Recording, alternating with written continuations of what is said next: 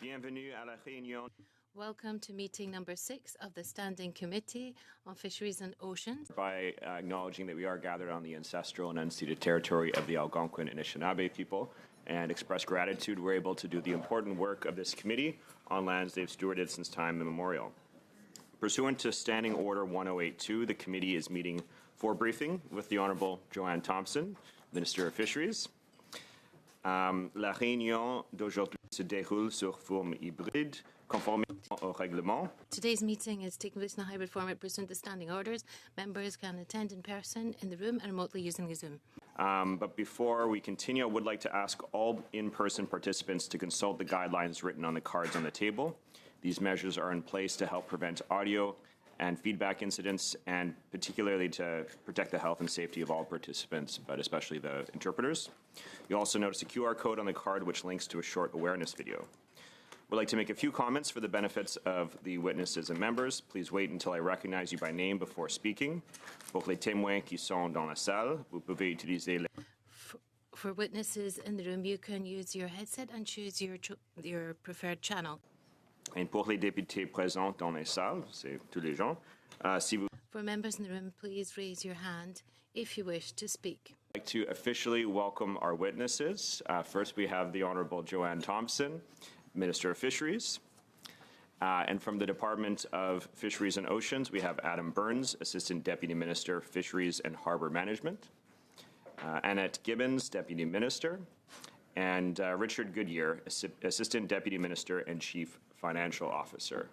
So before we get started, I'm going to do something a little bit differently today. As there's 30 seconds left in your time for questions, I'm going to raise this. And once we get to the end, I'm going to raise this one, just so we can keep track well of our time. So with that, we're going to jump right into the first round of questioning, starting with the Conservative Party and Mr. Small for 6 minutes. Oh, sorry. First, of course, we need to start with the Minister's opening remarks. So with that, I'll hand the floor over to the Minister for opening remarks for 5 minutes or less. Thank you, and good morning. Bon matin. Before I begin, I would like to say what an honor it is for me to be Minister of Fisheries and have a chance to lead a department with such a profound economic, environmental, and cultural importance to Canadians, our country, and the world. Monsieur le Président. Mr. Chairman, as you know, our new government is following a clear path to transform the economy and strengthen our prosperity. For me to do that. I'm proud to join. Some issues with the translation here. So okay, here, we're just going to do a... Can you hear the English channel? I'm speaking on the English channel to test the English channel. Testing, 1, 2, 3 on the English channel. So I'm speaking in French and we'll see if it's working into English. I'll keep talking on the English channel for testing purposes. I'm talking. I'm hoping you can hear me. I'll keep talking on the English channel. Can you hear me now, sir? Thank you. Okay, apologies for that. So let's start over from the top. Minister, I'll hand the floor back over to you for your opening remarks. Good morning, bon matin. Before I begin, I want to say what an honor it is for me to be Minister of Fisheries and have a chance to lead the department.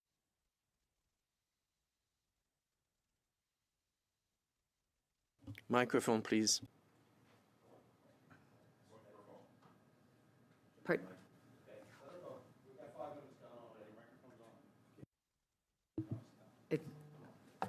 Okay, sorry. My apologies. So, do you want me to begin at the beginning again? Okay. Monsieur le Président, comme vous le savez. Chairman, as you know, our new government is following a clear path to transform the economy and strengthen our prosperity. I joined the Prime Minister in St. John's last month for the announcement of the Regional Tariff Response Initiative, which will help businesses throughout Atlantic Canada, including the seafood sector, deal with the impacts of tariffs. We have so many innovative seafood companies in Canada that ship our sustainable seafood to more than 100 countries. $7.6 billion. Let me say that again, $7.6 billion. That is how much our companies exported to the world last year.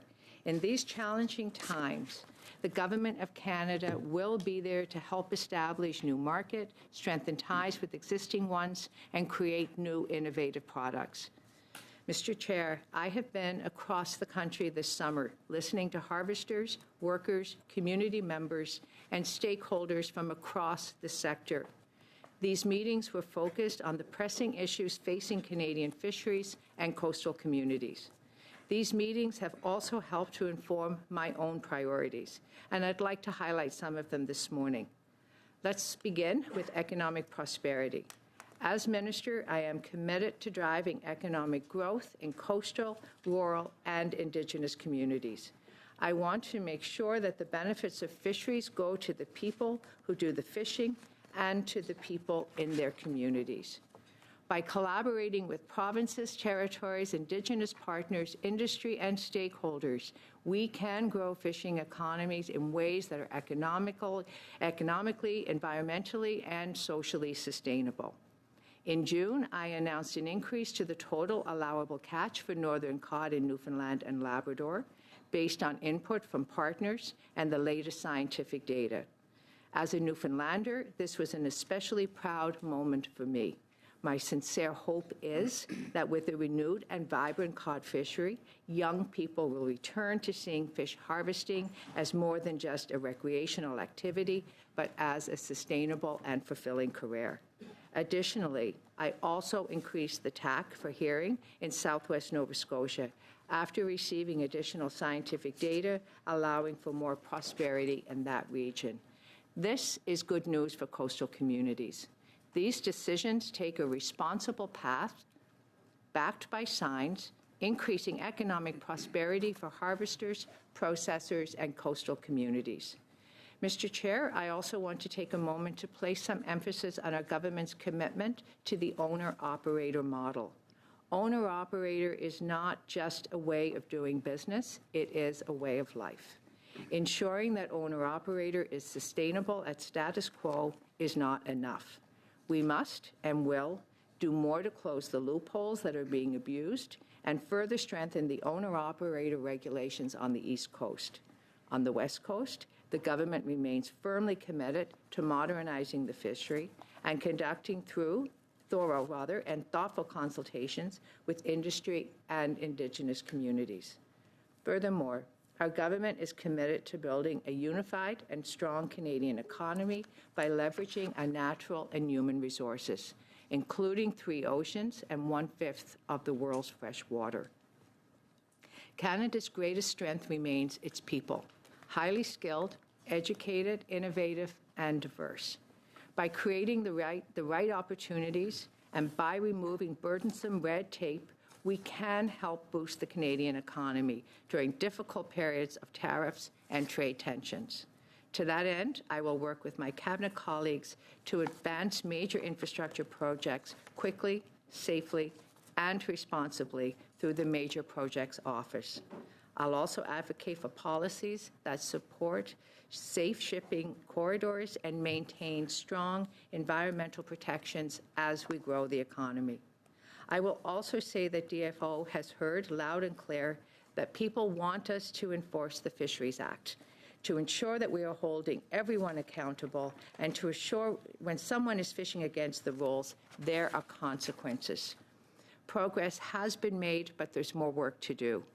My priority is to ensure our fisheries officers have clear rules and license conditions to enforce that they have the tools necessary to do this. I realize I'm running out of time, but please know that these are not just goals, and I'm happy to talk in more depth as we move through the next hour, but they are paths to a stronger, more prosperous Canada, and I look forward to working with all of you to that end. Thank you.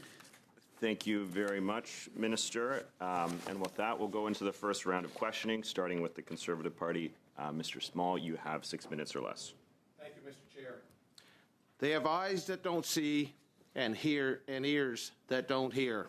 That's how a prominent fishing industry stakeholder from Newfoundland describes DFO in terms of its management of the mackerel fishery after 10 years of Liberal rule and 7 ministers. During the last election, Minister, Mr. Carney committed to listening to what he hears at the wharf. So will you use the power of your authority, and instead of listening to your ENGO-inspired entourage, listen to the fishing industry and commit to reopening the mackerel fishery in Atlantic Canada here today in this committee to reopen that fishery this fall? Minister. Mr. Chair, through you, Mr. Small, thank you for the question. Okay, there we go. Sorry. Thank you for the question. I was very fortunate this summer to have been able to spend time across the country, coast to coast to coast, and in my province. I met with harvesters, visited plants, spoke with processors, spoke with plant workers, and across all of those conversations, there was a shared commitment that we would work together.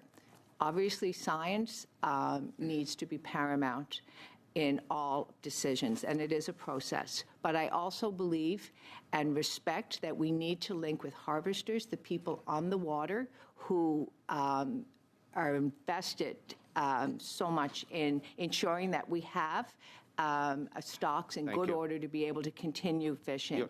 I have asked your officials, industry, excuse me, I have asked industry to provide me with scientific data. I think we're supposed to have equal amounts of time for asking a question and getting a response. I think it's getting a little out of balance here already. I mean, at the end, I'm sorry, I paused the time, Mr. Small. It is your time. I mean, you're able to ask the questions. The minister is going to respond as she may. But it is your time to use. Yes, and on behalf of the fishing industry, I'd like to express the disappointment that's been coming to me from the fishing industry to pass on to the minister here this morning. And the industry's been begging the minister. They've had multiple consultations this year with the aim of reopening the mackerel fishery. The evidence is there. People in her department have been at sea during surveys. They've seen it acoustically. Samples have been sent to Montjoli. When will you reopen the mackerel fishery and stop listening to ENGOs? Okay, there we go. I will assure you that I have, when I met with industry, I asked them to provide me with their scientific data, and then I'm happy to look at that. And you have the scientific data. The data was gathered with equipment that was placed on a harvester's vessel, and your scientists were on board. They saw the mackerel acoustically, unlike what your officials said to us in 2022, that mackerel could not be observed acoustically. They now know that the mackerel can be seen acoustically, and they saw it in great quantities. And you've seen social media, you've been around the province, you've been throughout Atlantic Canada. You know the mackerel is there. That's not the question. Why won't you reopen that fishery, Minister? All science decisions, Mr. Small, all decisions on a fishery are based on science, consultations. I did see the videos. I did speak with industry. They are coming with their science. Obviously, you know, the video. But it's your science. It's in your hands. It was taken with your equipment. Why won't you listen to those who've been on the water? You've committed to. Prime Minister Carney said that he listened to what he heard at the wharves. You've listened to it. You've heard it loud and clear. Why will you not reinstate the mackerel fishery? Americans have landed around 12,000 tons since we shut our fishery down in 2022. Why will you not commit today to reopen that mackerel fishery for the people that sent you here You have an opportunity to make a positive impact. And you talked about tariffs, but tariffs don't matter to the mackerel fishermen and the processors. It doesn't matter. They have nothing to catch. A tariff on zero is zero. Will you commit right now to reopening that mackerel fishery? I commit to looking at all data points to make a decision that will ensure we have a strong mackerel fishery in the future, and the science supports reopening of the fishery. Do you consider shutting down a fishery and leaving it closed and losing that valuable data gaining opportunity as a rebuilding measure? I support ensuring that we have a strong fishery into the future so the next generation of harvesters are able to enjoy the livelihood that I know my generation has. And so I will ensure that we have science-based decisions in consultation. How do you feel the mackerel fishermen are enjoying their livelihood right now? Do you think they're enjoying their livelihood as they're sitting here watching this? When they could be on the water today harvesting mackerel, they're absolutely more numerous than they've ever been in history. Seeing is believing. Why will you not believe your eyes and use your ears to listen as you've committed? The time is now, and it needs to happen. Will you commit to reopening the mackerel fishery? Mr. Small, I lived through the cod moratorium, and I have no intentions of doing anything that will compromise an industry. We need to ensure that the mackerel we're seeing are of an age that will allow for a sustainable fishery. I take this very seriously. Thank you very much, Mr. Small. Next, we're going to move to Mr. Connors for 6 minutes or less.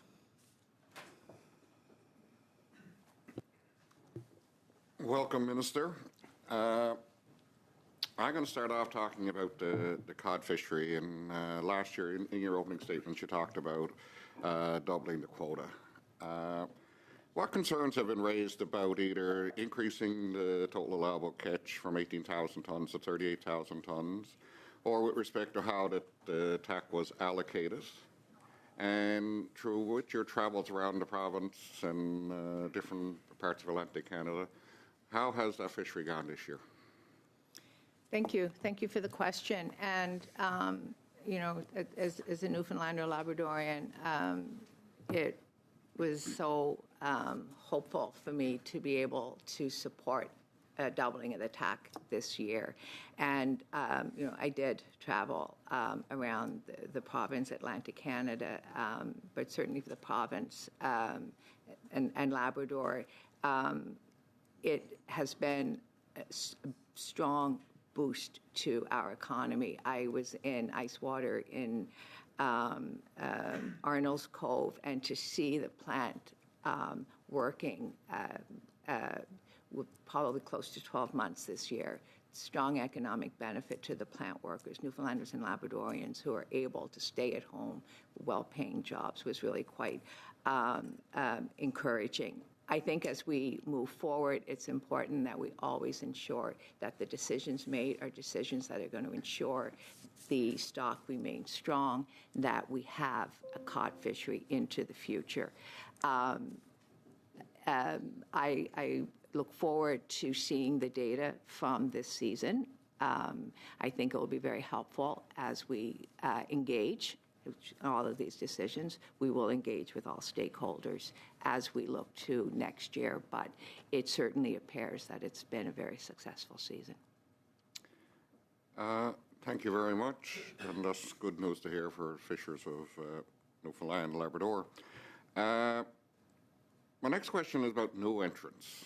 I recently met with one of some groups from Newfoundland involved with the fishery, and they have big concerns about new entrants, and they're wondering what you plan for to attract new entrants, or to be able to make it affordable for new entrants to be able to enter into the fishing industry.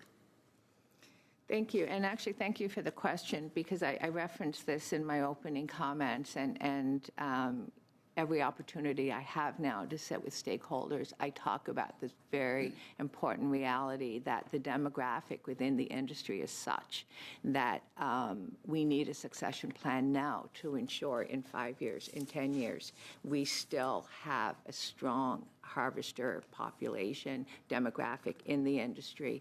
I sat this summer at town halls, wharves,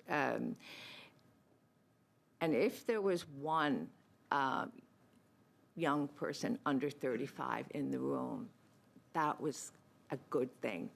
There was not half a room or a wharf of young harvesters, and that's a worry. We know fisheries is an economic boost for rural coastal communities, for Indigenous communities. And we have to ensure that in short order, we work together, because we're only going to do this when we come together and collaborate and work in a coordinated way to ensure that the young harvesters see this as an economic future. And it also speaks to the importance of management of the resources. So there is the opportunity for the next generation to see the fishery once again as a career, and as a career that will support families. So I, invite all members of this committee, but all connected to the sector. Please work with us. This is quite urgent. We need a succession plan as our harvesters age out. Just to make a comment on that, will the department be looking at, or the industry, in support of the industry, be looking at other sectors such as the agricultural industry, who's done a pretty good job of succession planning and new entrants coming into the field? So have you put that thought?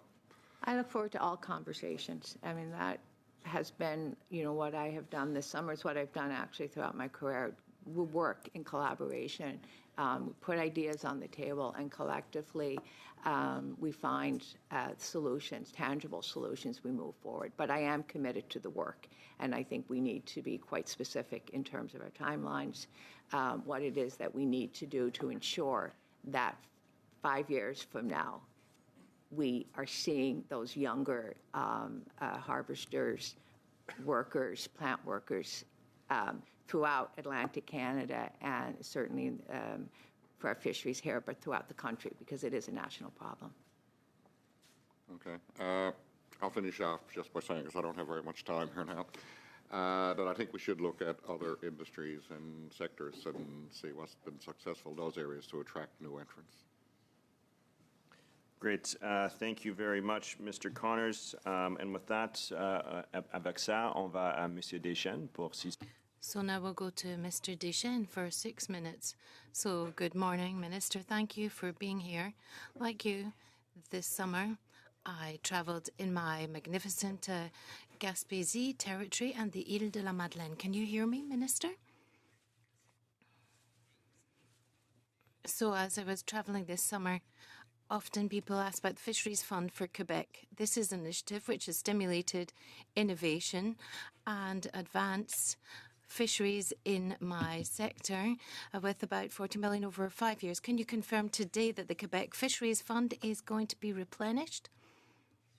We have a budget coming November 4th, and I will say that the Fisheries Fund has been a phenomenal resource for the industry across all aspects of the industry. I'm really pleased, and I was pleased this summer to speak with the groups, the harvesters who were able to benefit, from having cold storage on a vessel that allowed for the greater capacity to reach their individual quotas, to innovation. So it is an important fund that really sits across the sector, and November 4th we will see.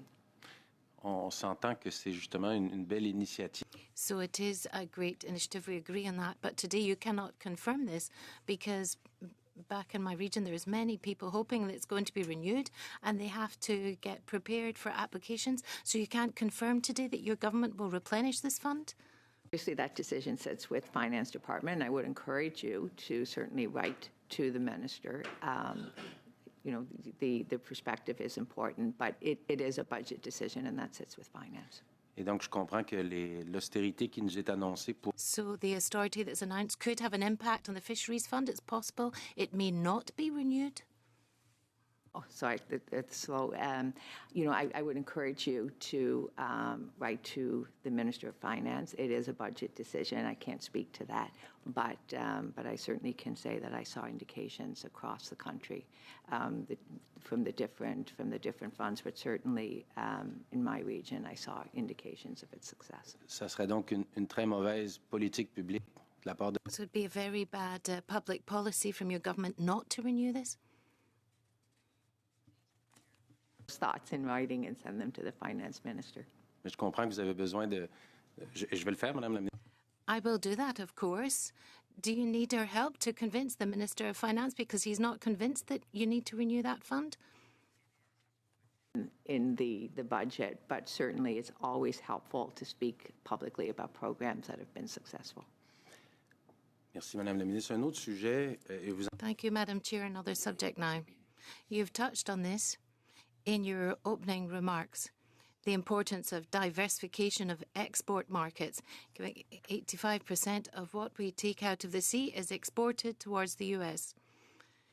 But for the Quebec fisheries industry, there's no specific envelope to allow us to diversify our export markets in Quebec and have trade missions abroad. There's the agri-marketing program that was already set up, but what we've seen in the last few years is that systematically the Quebec fisheries industry was totally excluded and didn't have access to these funds. So, Minister, could you commit to a specific dedicated program for the Quebec fisheries industry so we can diversify our markets? It's a shared priority for both of us.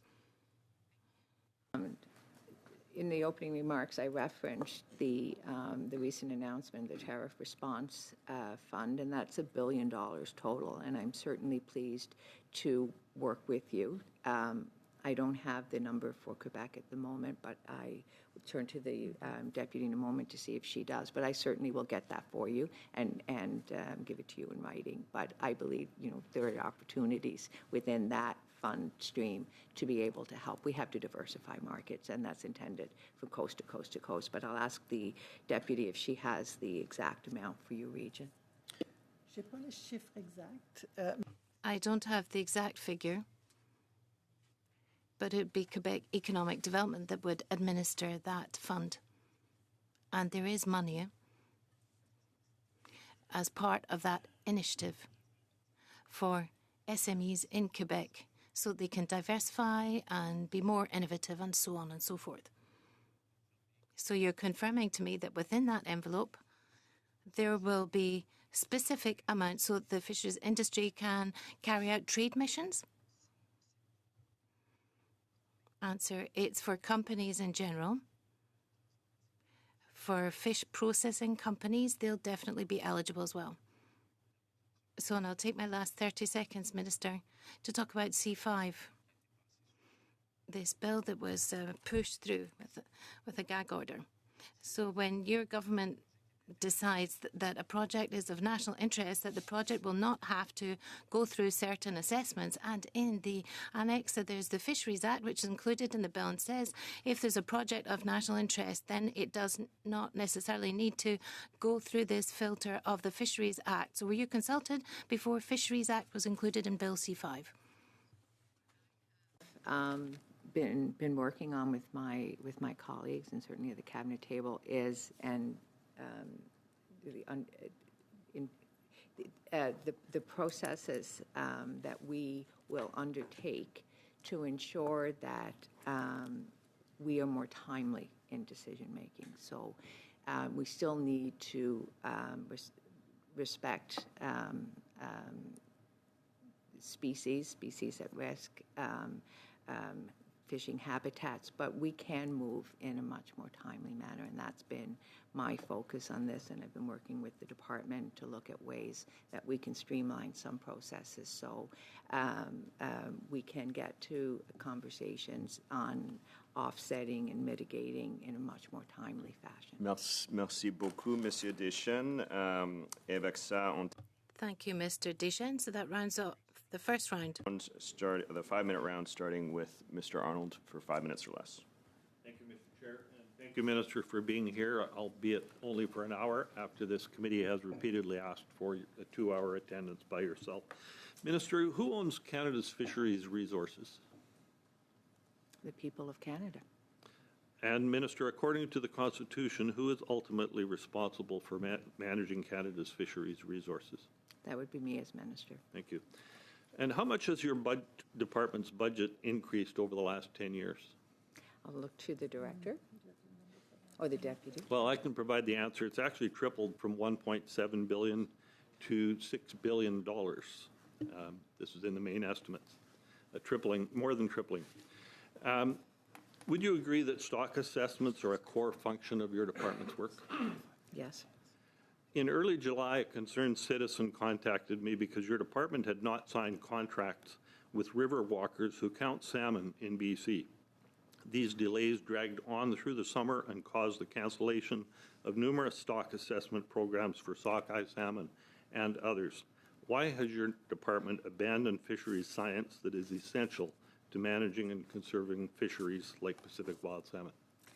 I can assure you that science and conservation is still a primary goal for me. Particular question, I'll look to the deputy. I would clarify on the budget increase that a lot of that increase was the Coast Guard, particularly in the last couple of years. I want to go back to the question about stock assessments. Yeah, no. And why weren't they done? On the river walkers, we did have some difficulty and timeliness in getting those signed this year. And once we were aware of what the logjam was, we rectified it. The budgets were there, the contracts were there, Yeah. they just needed signatures. Yeah, no, I'm very aware of that, and it had to do with hiring processes, but we did fix the problem. Minister, this committee has done a lot of work over the past 6 years, especially examining the need for licensing reforms in the Pacific region.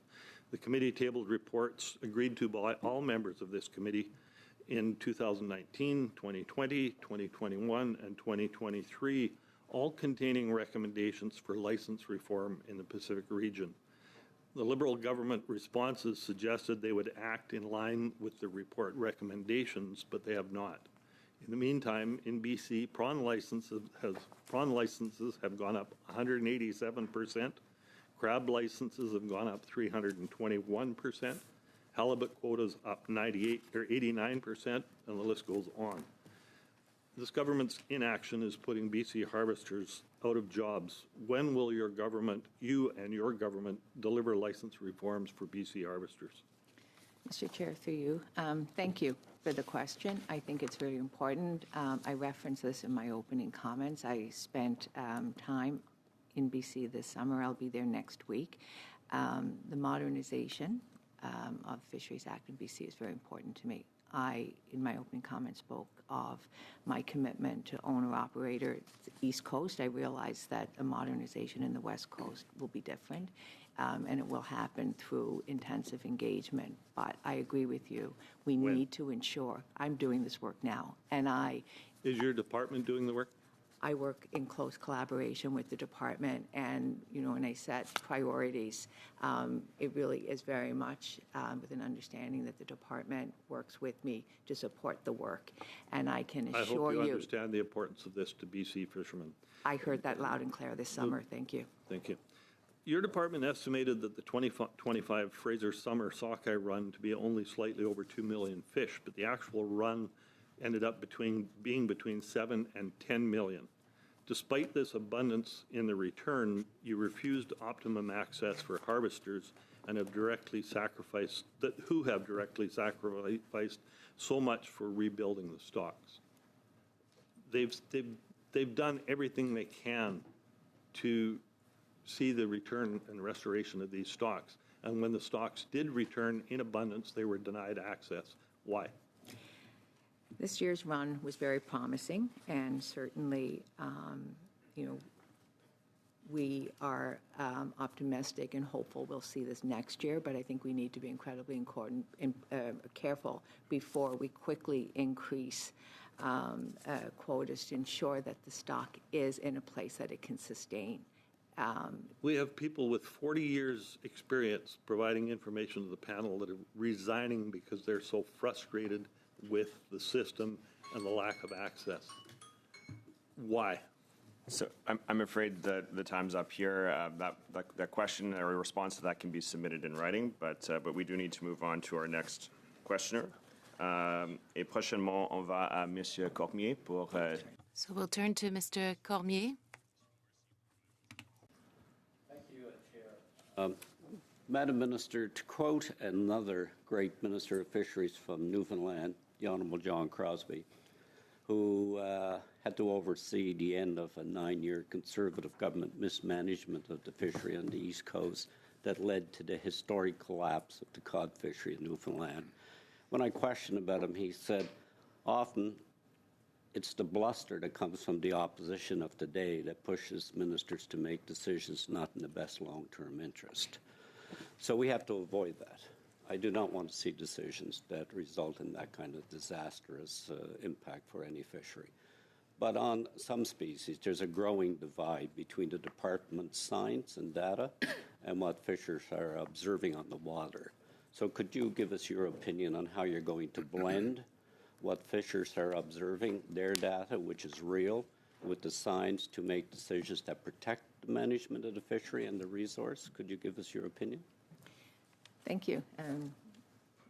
To the Chair, thank you, Mr. Morrissey, for the question. And, I remember the cod moratorium, and I remember the chill of that night, and I certainly well remember the devastation, the families, communities, and I in no way ever want to see that happen again. And so I am quite firm in my resolve that decisions will be based in science, conservation, but through consultation, which is why I've traveled as much as I have since I've been in this role. We have to consult.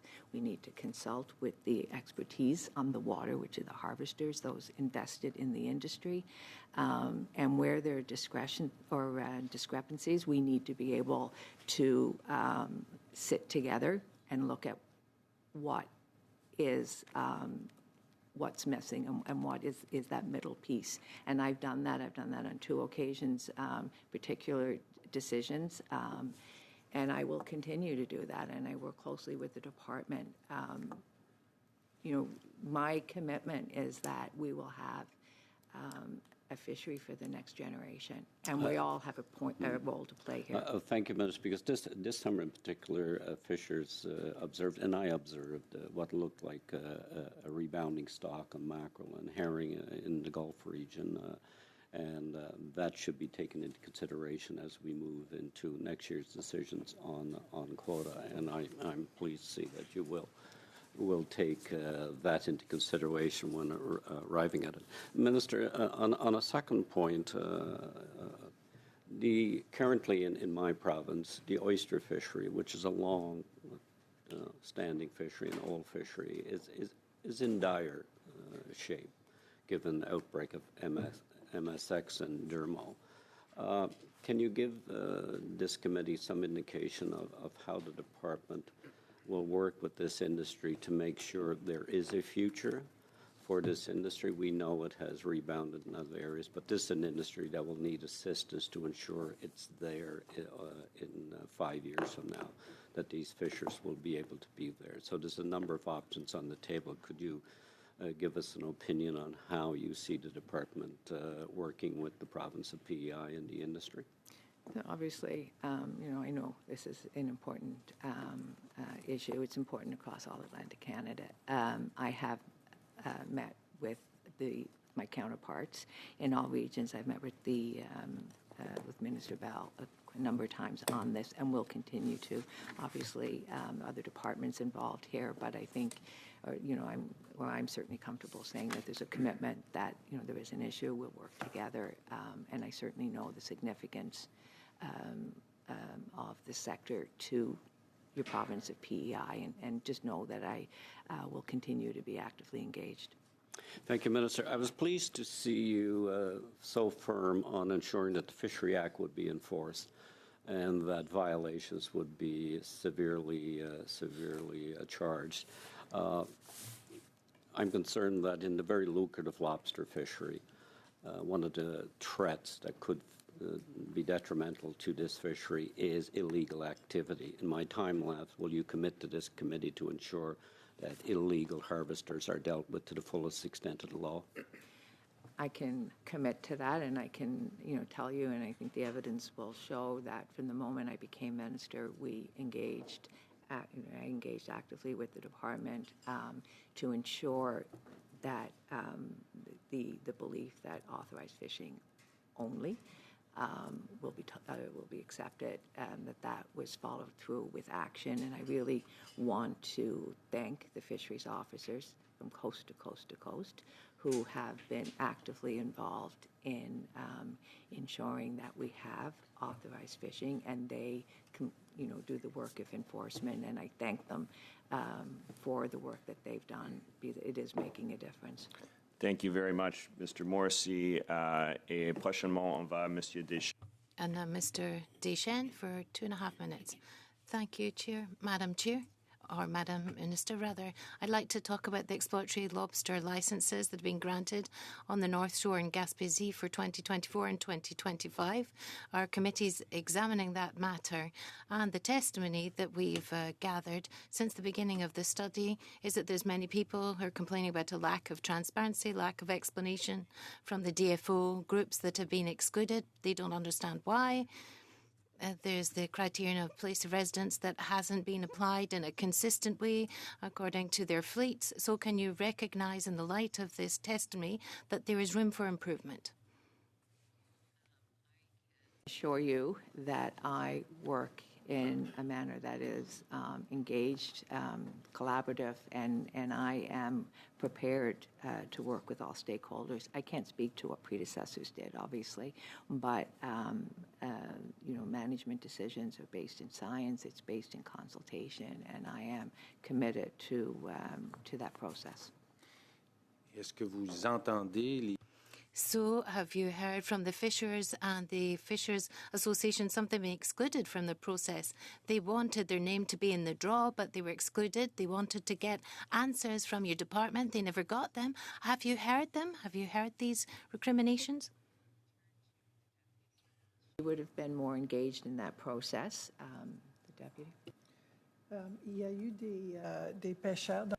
So there's certain fishers with commercial licenses currently who accepted the decision and others who did not accept the decision, depending on the area. My question was, what about these people who've been excluded? We heard several witnesses saying they'd been excluded without any reasons given. We held lots of consultations for the exploratory licenses in all of the areas concerned, and the reasons... Well, we had big objectives in terms of the next generation, fleets in difficulties, and also the First Nations. Those were established priorities. And then we held consultations on all of that. Afterwards, in terms of selecting who was eligible, in terms of their residence, where they lived, there were criteria as well that we applied. We considered the question of residence, their address, but not for all of the groups in a uniform way. I think there were some exceptions that we made, given the historical situation, and where they fished historically was another point that we considered. So there were some exceptions where we gave more emphasis to historical fishing activities of certain people. Thank you very much, Mr. Deschamps. Mr. D'Entremont for... give a little bit more than 5 minutes because just looking at the clock, so probably about 5.5 minutes. All right, well, I'll go with 5 because I got about 10 minutes worth of questions. Minister, thank you for being with us today. Also, thank you for being in Southwest Nova Scotia on a couple of occasions this summer. But as you know, all politics are local, so I have a number of questions for you.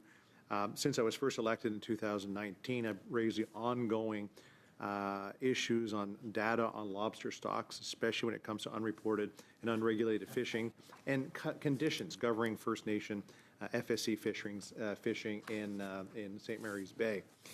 I've raised it with a number of your predecessors and more recently with you.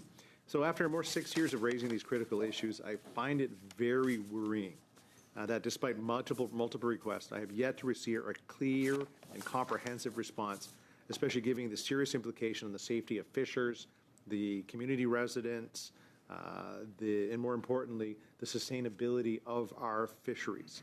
So given the reports of unreported and unregulated fishing in St. Mary's Bay, what enforcement actions has your department taken to protect lobster stocks? Thank you. And as you know, I was in the area this summer. We have, and the department alongside, we've been actively engaged in ensuring that we have a fishery that is that remains within quotas. We have enforcement when we feel that there is unauthorized fishing. And again, I want to thank the fisheries officers who have really stepped up to ensure that it is a safe and lawful fishery. It's been, it has obviously been a very difficult situation in the past, but I am committed to ensuring that we have authorized fishery. And again, I want to thank the fisheries officers who have done such strong work in enforcement, and I believe that we are seeing the results of that. Has the department published up-to-date comprehensive data on lobster stock health and catch volumes of the lobster fishery, leaving, we haven't seen a whole lot, so it's leaving the communities without the necessary information on the sustainability of that fishery? And I'm going to turn to the deputy for exact numbers if they're available from this year. But I certainly, I want to make the point that I am aware that, if we're going to have fishery into the future, we need to be able to understand what's coming out of the water, because that's clearly how we manage, our quotas and the health of the species going forward. So in terms of any information from the summer deputy, if you have something you'd like to share. Well, we certainly make public our science data on the stock assessments that we do, and we make public data on catch, right? So all of this, this is traced and available to people. Can you write that? We have a written submission to the department, sure. to the committee, yeah. On that? And while I'm at it, can I ask for the First Nation band total allowable catch for that fishery in District 34? There's a number of bands that, of course, are there, but nobody knows or has an idea of what their total allowable catches are or their quotas are in that bay. So if I can have that written to the committee, would be appreciated. Since the commercial fishery associations feel that the Aboriginal licensing policy for Eastern Canada only serves to corporatize the Indigenous fishery and result in corporate takeover and possible foreign ownership, can the department, you or someone from the department, submit it to the committee in writing as well? Certainly do our best with your questions, yeah. Okay. And I know I still got a minute to go. Can you explain how the department is currently monitoring lobster stocks in Southwest Nova Scotia, specifically in St. Mary's Bay, given the recent assessments indicating that there is decline, despite commitments to sustainability? There is a decline because what's happening in St. Mary's Bay is pushing fishers further out into other zones or in other parts of the district and pushing other fishers out. So there's definitely a domino effect of what's happening in all of that district at this point. And I'm going to turn to the deputy for specific details, but of course, this is linked to the priorities of authorized fishing and the work that's been happening this season in enforcement. So, deputy, if you have specifics on the signs. Yeah, so we certainly do the stock assessments and have that information available. I think with some of the changes that we've seen in Southwest Nova Scotia, there's a lot of conversations with the industry as well on the long-term trends and how we approach that collectively. And can I ask? I see we're almost there. Can I ask for as much information as possible. Like the problem we're running into in Southwest is that there's a lack of information dissemination. Like the regular fisher on a boat is not hearing what the fisheries department is saying or what it is doing. So of course there's a lot of disinformation that floats around, and we spend a lot of time on trying to debunk what's going on. And all I would ask is that take this issue seriously, because it is important for the economy of Southwest Nova Scotia and for the lives of families from one end of my riding to the other. Thank you, and I agree with you, and certainly will follow up. Thank you very much, Mr. D'Entremont. Next, we'll go to Monsieur Cormier pour 5 minutes et demie. Mr. Cormier for 5.5 minutes. Thank you and welcome, Minister, and thank you once again to the visit to my region this summer together with your Deputy Minister and some of your officials. We really appreciated that.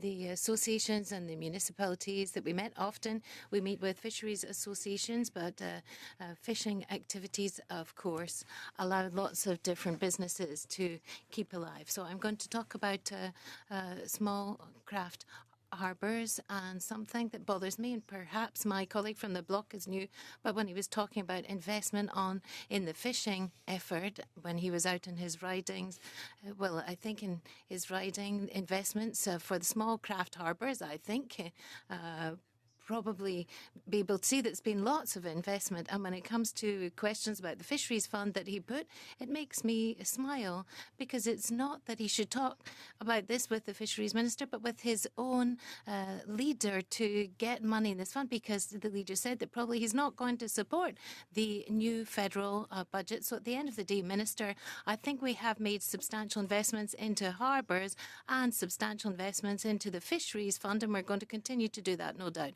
Now, for the small craft harbours,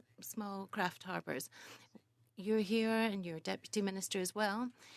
Is there a way, Minister, of accelerating the work for these small craft harbours? It's very good to see that we've got fishing industries and thousands of landings and billions of exports involved. But if we don't have the necessary infrastructure on time when we need them, then we will not be able to get this return on our investment. So can we please find a way to step up the pace of the work for the small craft harbours? Appreciate the question, and I know from my own riding, and certainly being a Newfoundlander and Labradorian, how important small craft harbours are. I mean, it is often the lifeblood of rural communities, and so sustaining those harbours, the infrastructure in a manner that is able to ensure that they can withstand the effects of climate change, the changes that we're seeing in sea surges and tides, is incredibly important. And so part of my focus and the work that I am undergoing with the department is a review of the processes around timing. I mean, I've seen this as well, and so we are doing that work. And I certainly, for any of the members here, encourage you, if you have requests on small craft harbours, please put your priorities on paper and send it to us. Perfect. Thank you for that. Minister, some colleagues around the table were talking about more science, more data, taking decision on science and data. I just want to talk about the striped bass a little bit. First of all, thank you for the decision that you made earlier this year, so that Casbaro in English, fishers to retain more striped bass in their net. Look, I think everybody around this table will agree that striped bass is a problem. It's a problem for salmon, it's a problem for lobster, it's a problem for many other species that they ate. And what frustrated me, Minister, is like a couple of years, since the last couple of years, we had a lot of science here at our committee. We had some official also. And back in the days, some of those people were saying, no, like striped bass are not eating salmon, they're not eating lobster. But I can guarantee you that back then I was like questioning myself if it was true or not. We were seeing photo on social media, for example, that, striped bass had lobster in them when we got it. I was questioning if it was true or false, but at least I see it in my own eyes the past 2 summers that it's real. I have a photo here of my brother on a Restigouche fishing trip this summer. This is probably like 45 kilometers up the river. 3 striped bass that we caught in one morning. They're in our rivers, they're everywhere, and they're hurting badly some of the other resources that, fishers depend on. So thank you for that decision. Can we push it a little bit further? The responsibility of DFO, of course, is protecting, and manage the resources. But when another species is, above what it's supposed to be, don't we have a responsibility to make sure that it doesn't hurt other species? Minister? Look, I heard this loud and clear this summer, and obviously, fish health depends on the broader ecosystem. So yes, I've heard that. I'm going to turn to the deputy for any additional comments, but I understand what you're saying. So I think the department has tried to be responsive, as you know, to the this is still in the critical zone. The sign still says it's in the critical zone. But given the input that we've received, providing these fishing opportunities, increasing recreational fishing, increasing First Nation communal commercial fishing, and then the bycatch retention pilots as well that we've done, and the GasPro in lobster fisheries, and then the GasPro bycatch retention. So we've been trying to do these different things. Every season there's new information, and we look and see what we can do. And so I think we'll just continue to pay attention to that. But it's Thank a you real, very much, It's a real Mr. urgent issue, Cormier. so we need to look at it. I'm afraid that wraps that round and completes the second round. I just want to exercise the chair's discretion just to ask one question before we wrap up here, and I want to pick up on something that Mr. Arnold brought up before. Minister, we've been hearing reports of abundant salmon runs across the province of BC. I was just hoping you could speak to those numbers and explain what this will mean Point of order, for Mr. Chair. communities across the province. Point of order, Mr. Chair. We have Yes. 5 minutes remaining. We can start the next round. I'm exercising my chair's discretion to ask one question here. We've got about less than 4 minutes left. And I gave you guys I gave the Conservatives some extra time in the last round. And there will be time with the officials afterwards to ask questions for another hour. So, Minister, can you speak to these numbers, and further, can you explain what this will mean for communities across the province, the health of our ecosystems, and particularly for those who fish recreationally? Thank you. It's an important question. I'm going to be, as I indicated earlier, I'm going to be in BC next week because, I want to meet with harvesters and fishers and all stakeholders involved.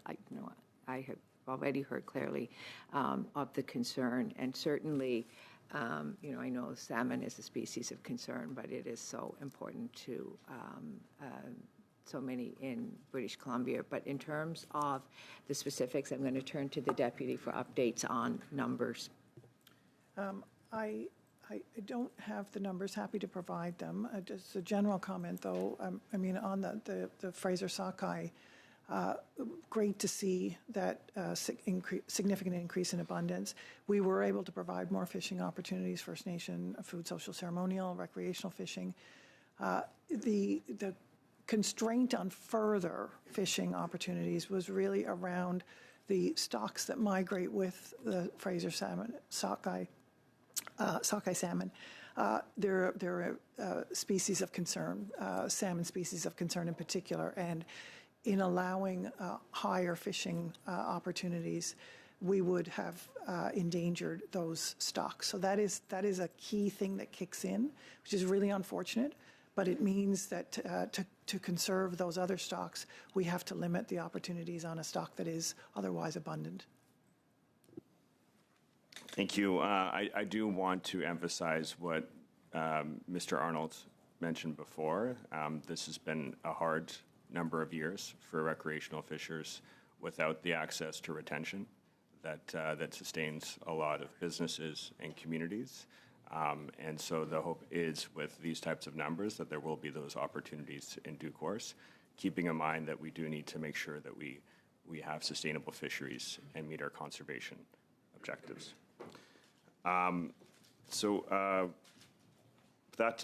Arnold? I see by the clock that we have a couple minutes left, plus we had technical difficulties. I've still not been able to get the translation to work on this device.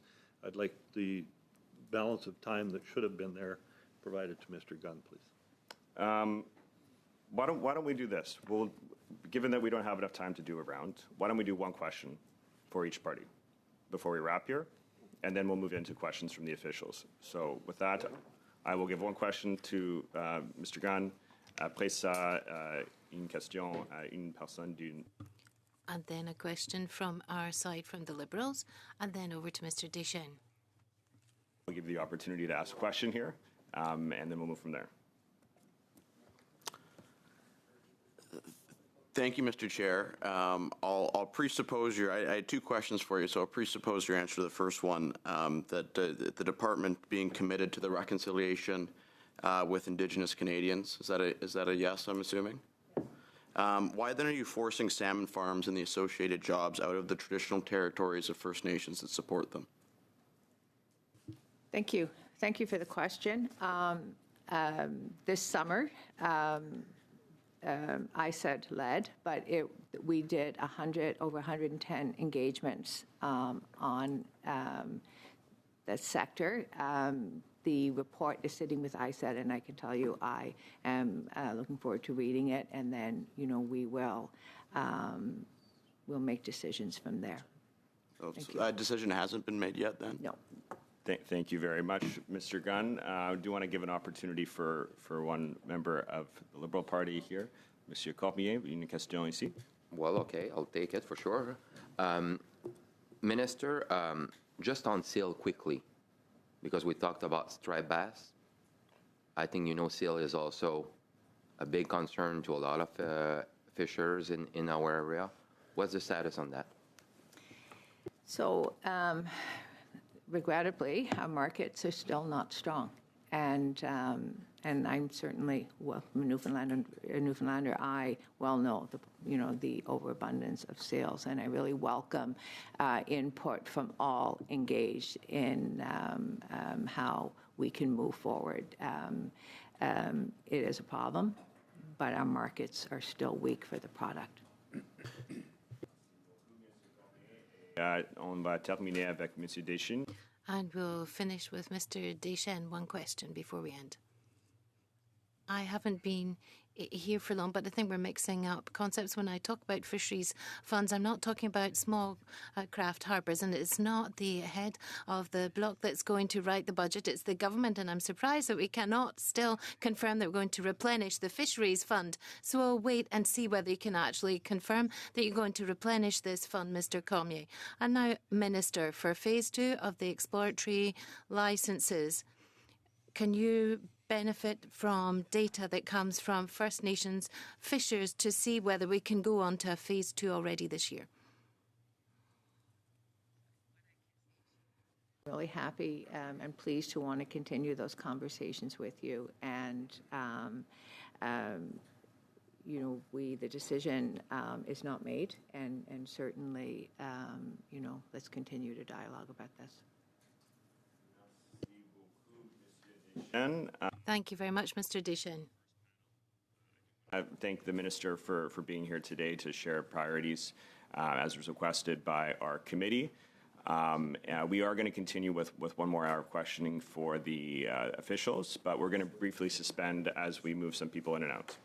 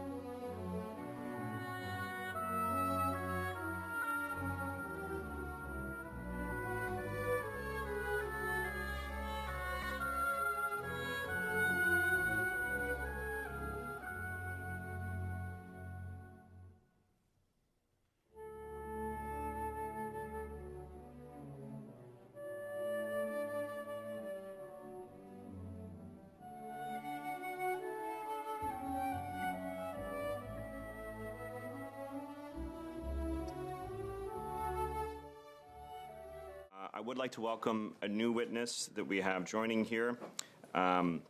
Joining colleagues from the Department of Fisheries and Oceans, we have Niall O'Day, Senior Assistant Deputy Minister for Strategic Policy.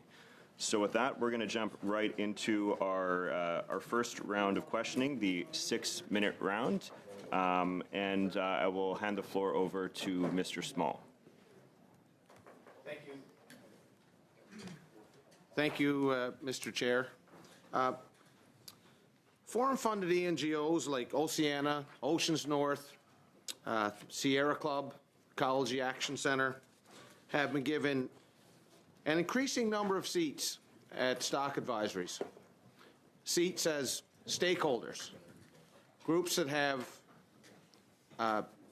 no science budget, they have no investment in the fishing industry, but they're getting the ear of the Minister of Fisheries more and more. Who makes the decision to let these NGOs come in as stakeholders when they have absolutely no skin in the game?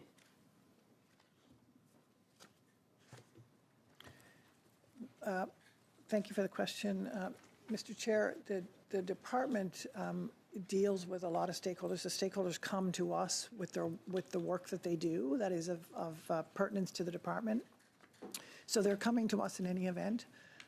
In terms of specific presence of different groups on advisory committees, the department definitely makes the call on who attends. There are advisory committees on fisheries, fish decisions, where there's a fair bit of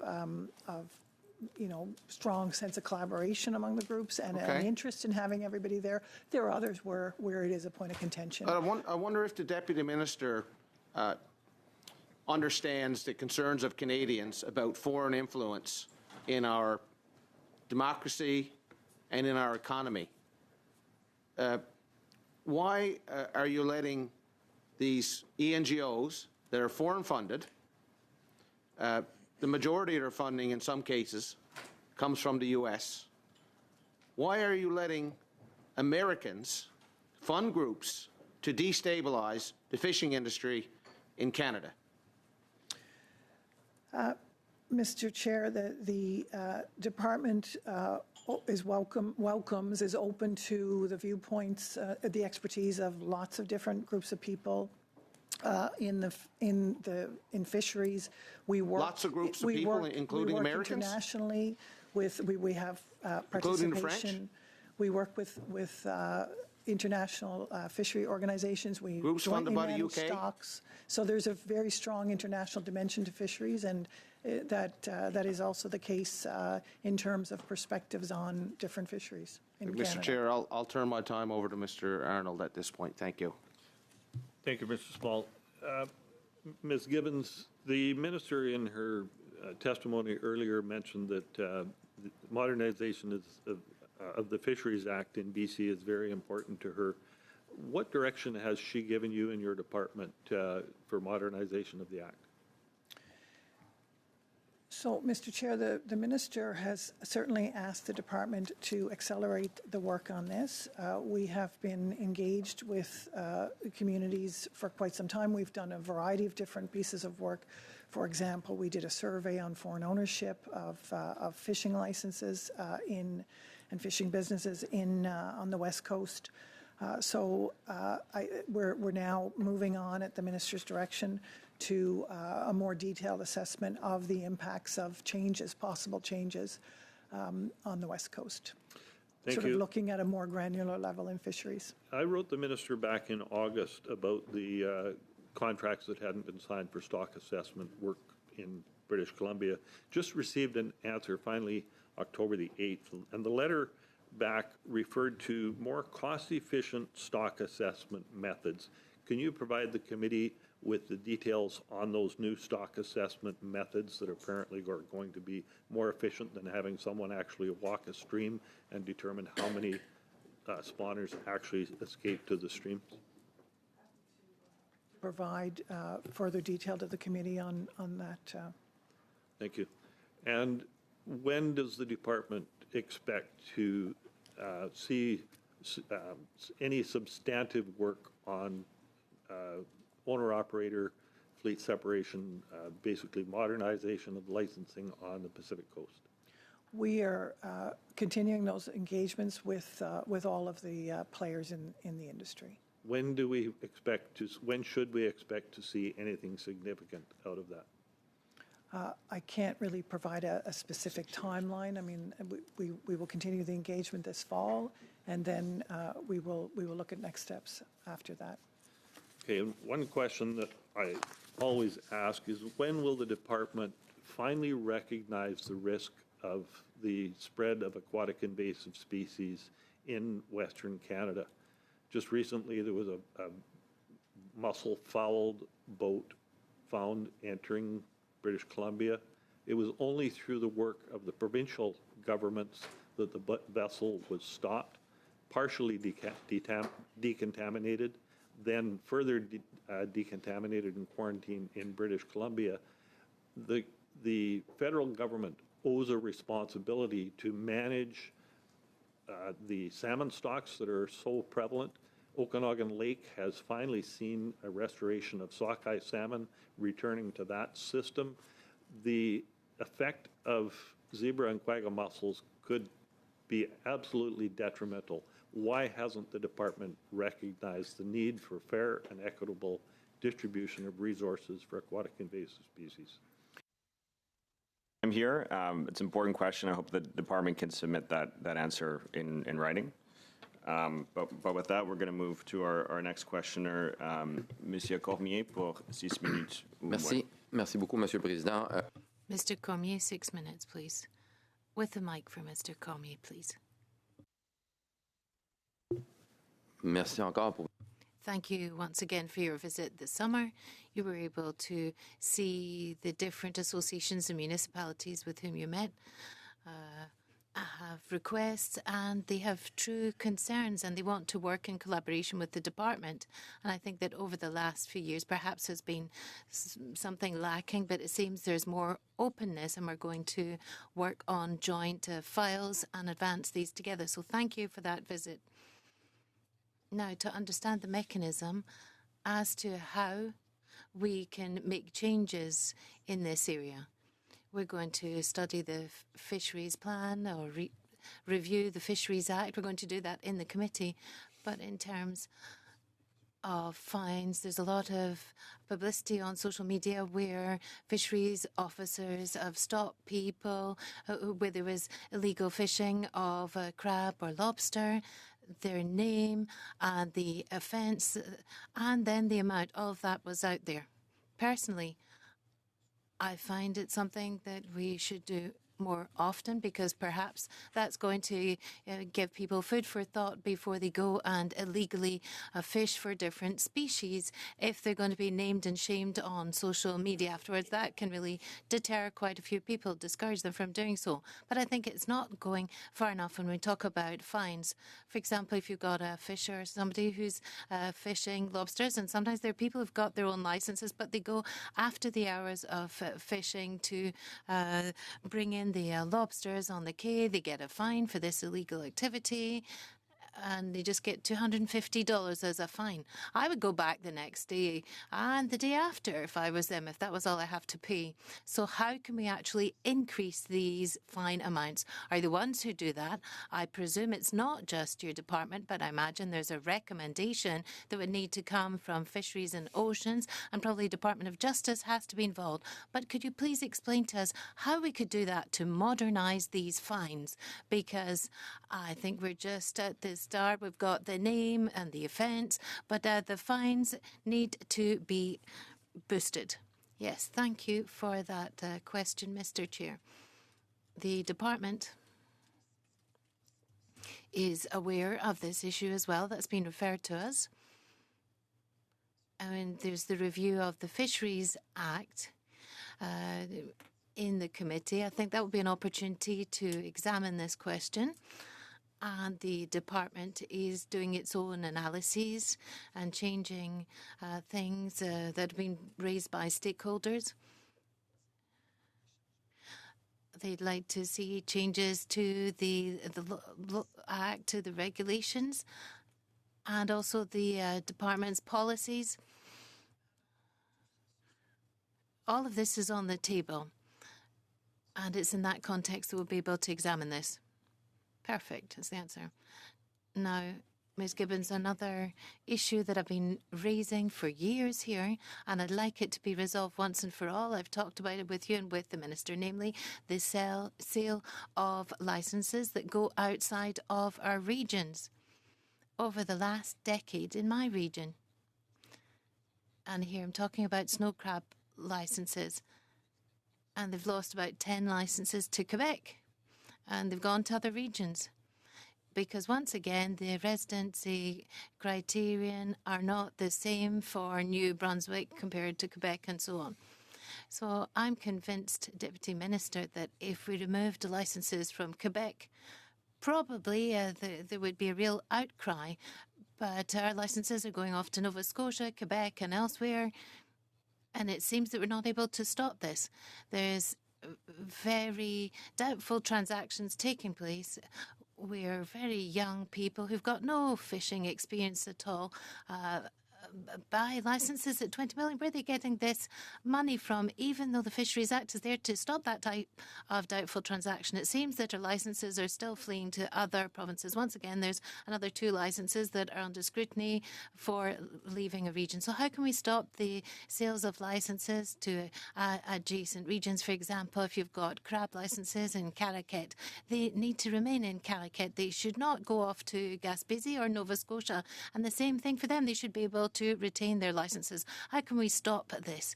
We've been talking about stemming this for 10 years. Answer. It's true that there are subtle differences from one region to another when it comes to how the practices are implemented. That's certain, so I would be happy to look into that issue in more detail. When it comes to the residency criteria, they decided by Quebec or by us? Or rather by provinces or by us? Who decides on these criteria related to residency? Are you talking about the provinces, the provincial governments? No, it always is incumbent upon the department. But regions have different practices. The departmental practices vary from one region to another, because there's lots of fisheries decisions that are also taken at a regional level by the department and are taken by regional offices. So what about the different fisheries associations? Can they have a role to play and say, look, we don't want these licenses to leave a region. Can they make that request? Yes, that would come into play, absolutely.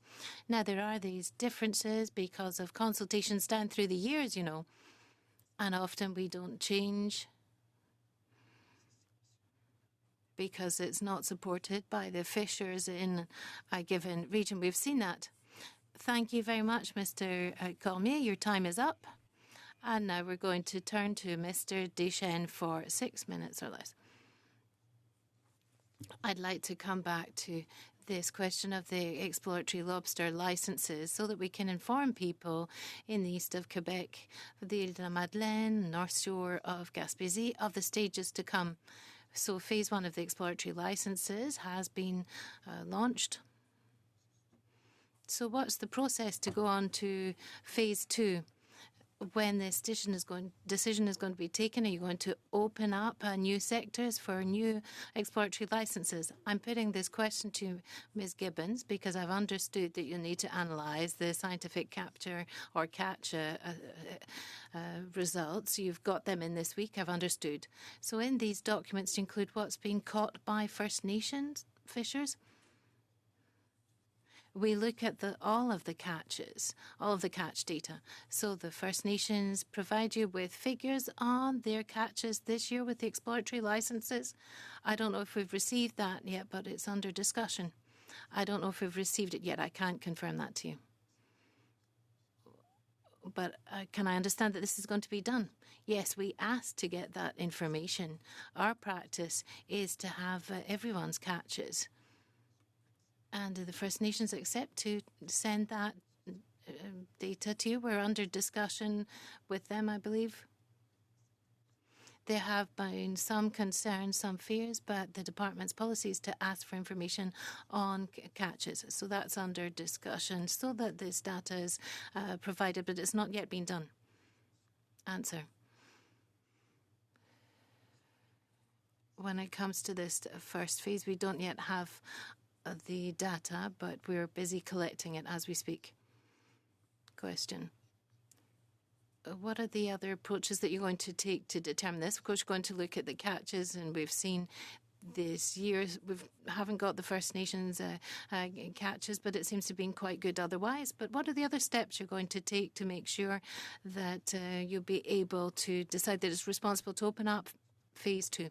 Well, we'll hold consultations as we've done for phase 1. For these licenses, we've held lots of consultations with the sector beforehand, before we moved ahead with phase 1. So once again, there will be consultations before we move on to phase 2.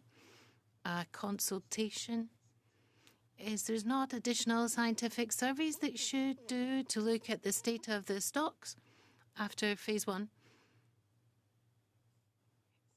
We're always redoing scientific analyses.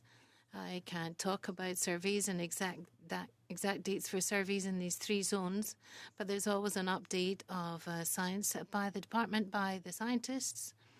And then there's the harvest, there's advisory committees and so on, and we draw on information from all these sources before we take a decision.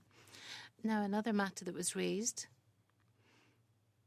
is the way in which we can get good catch data for lobster. There's no dockside weighing or measures. Some people are proposing that that should happen at the dockside. What are you going to do in the department? Now, I haven't understood. What about the dockside weighing of the lobster to make sure that we have the right data on the lobster catches? Adam, would you like to answer on that? It's very important to obtain the most up-to-date information. One of the challenges with dockside weighing for lobster is, in fact, the number of docks where fishers are landing their catches. It would take a very big investment, and there would be costs for fishers as well in doing this. So we use the e-logbooks, and we get data from the purchasers, so from the buyers and the processors, of course. And we look at all of these data to identify whether the data are correct or not. Are they good, solid data that we can use to inform our management decisions? And do you believe that the current approach allows you to get good data? I think that's the case. Our scientists carry out analyses, and they can tell us about the status of the stocks. And of course, we've got lobster commercial fishing activities. And now to round off, of course, there are harvesters that are in phase 2, and they're waiting patiently to know if they can go to sea and have exploratory lobster fishing next year. Now, in your decision-making process, when will this decision be taken to open a phase 2 or not, looking ahead to the 2026 season? Mr. Chair, I cannot give you an exact date for this. We're not there yet. But we're always aware of the fact that we have to try and provide as much information as early as possible, because the fishers have to get ready, get prepared before they go out to fish. Often it's the stock assessment,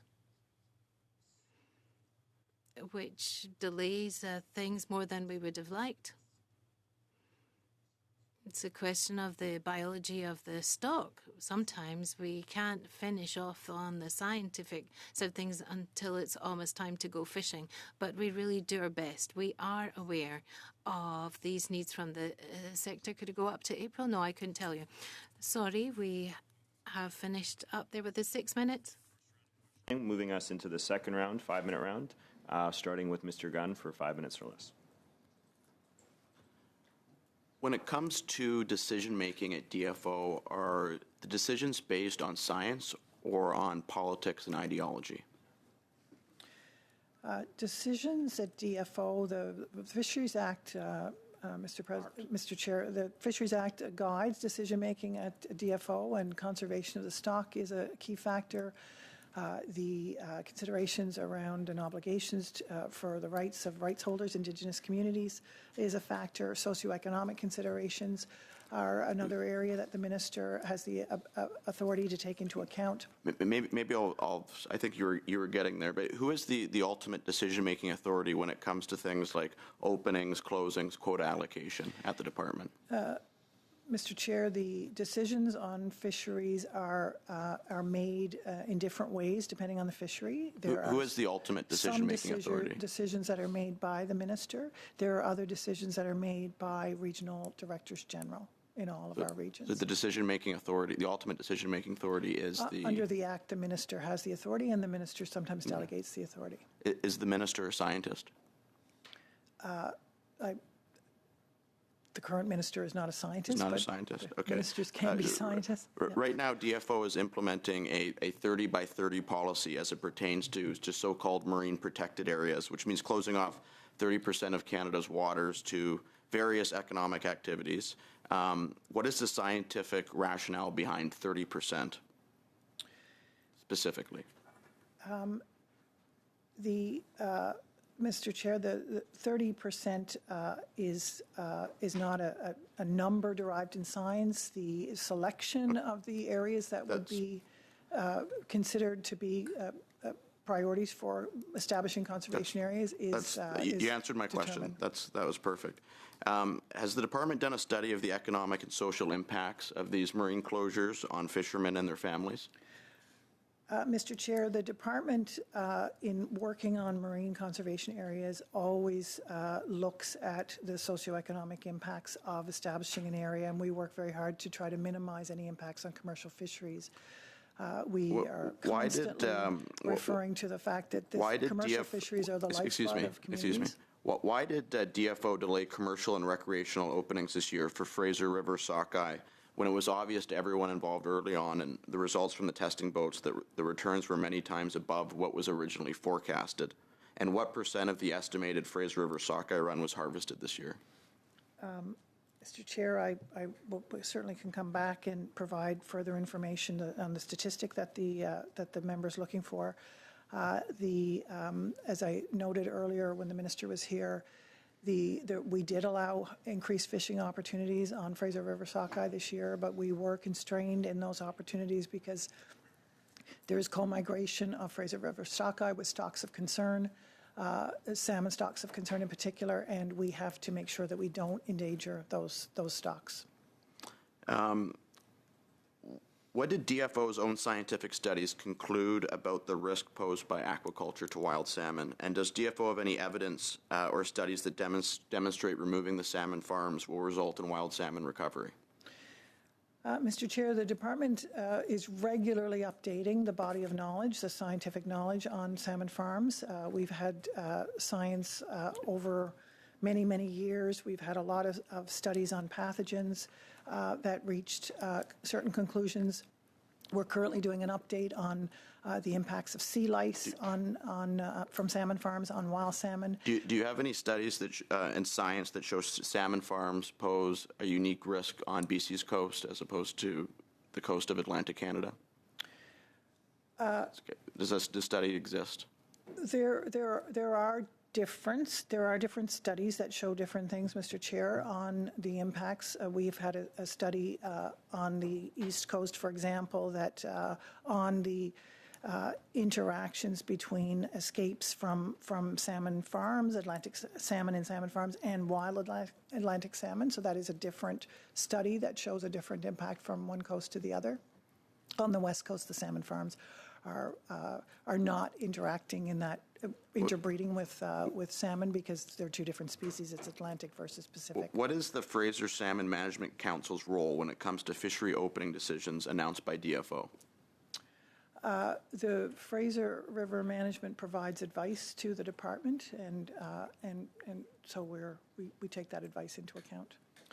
Thank you very much, Mr. Gunn. Next, we'll move to Mr. Connors or Mr. Morrissey for 5 minutes or less. Thank you, Chair. I want to follow up on very valid questions that were put in the first round by my colleague from Nova Scotia on the lobster fishery and threats to the lobster fishery.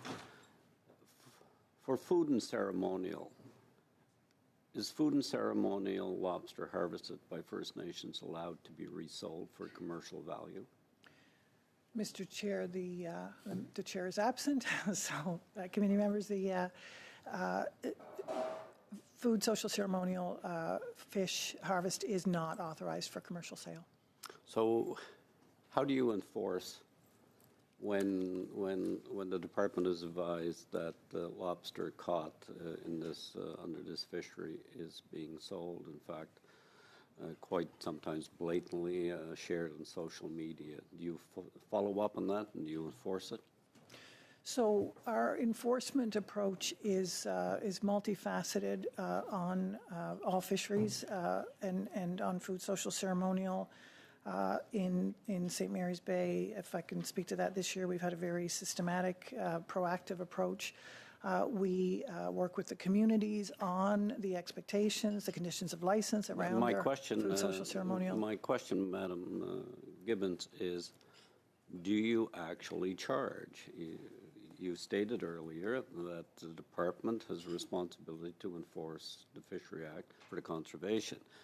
If the lobster fishery, which is the fishery that spreads the wealth greatest around Atlantic Canada through coastal communities, to commercial fishers as well as First Nations, if it's not protected, and we're seeing some early signs of declining stock in areas that could be attributed to overfishing outside of regulated seasons and regulated methods. What is the department doing to ensure that this practice is dealt with and does not continue for the betterment of the fishery for all?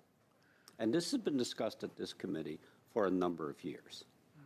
And I see there has been some movement this year. I see some additional charges, but little. So my question. So we have, as I indicated, Mr. Chair, a very proactive approach. We working with the communities on the conditions of license to sort of set the rules of the game, as we do in all fisheries.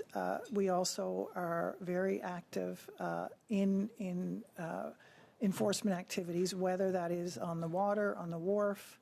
We control access to the wharf at Saulnieville, for example. We set up a fence and a gate this year.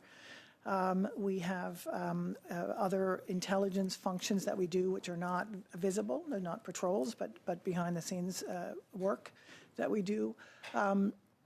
And we do charge people, and we publish statistics on the seizures that we're making, lobsters returned to the water, and charges that are laid, arrests that are made. Yeah.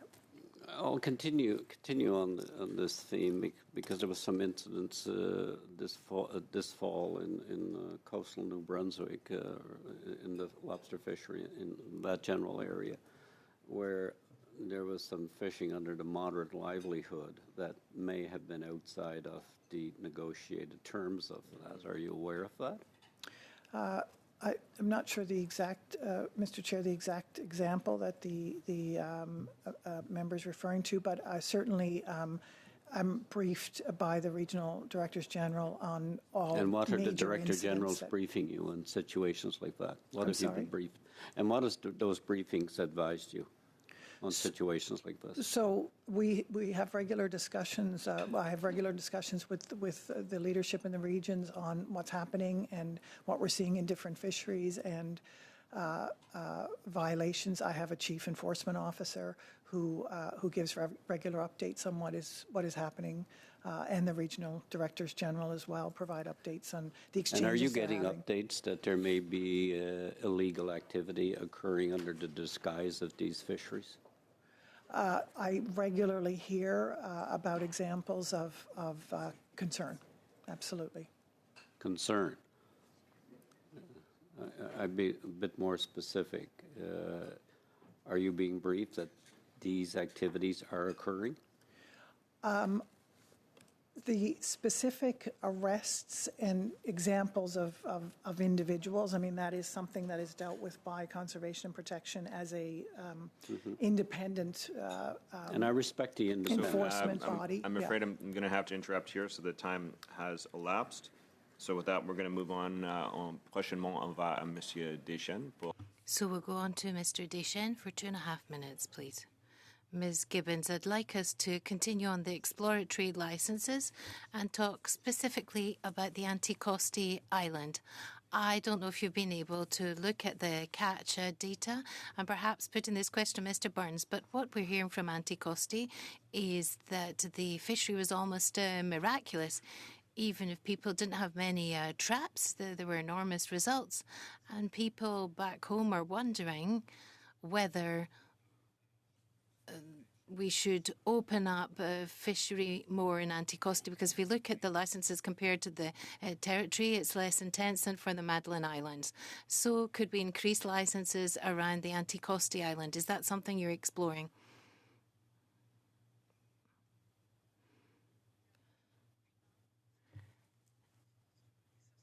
There's not a formal plan yet for LFA 19.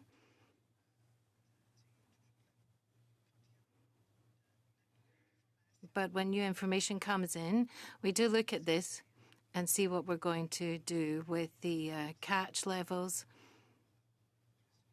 and see whether we can have more licenses. So we can look at that, of course, if there's a big difference in the abundance levels.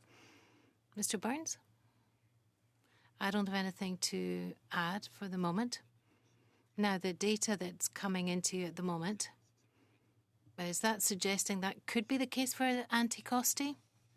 I do not know is the answer. I haven't seen the data from the last year. I'm aware of the trends over the last 20 years for these fisheries, for these different areas where we've granted exploratory licenses, these new licenses. But I don't know specifically with the fishing effort linked to these licenses in the Anticosti area this year. So perhaps you could inform the committee? Yes, certainly. Once the data comes in to be shared, we can do that.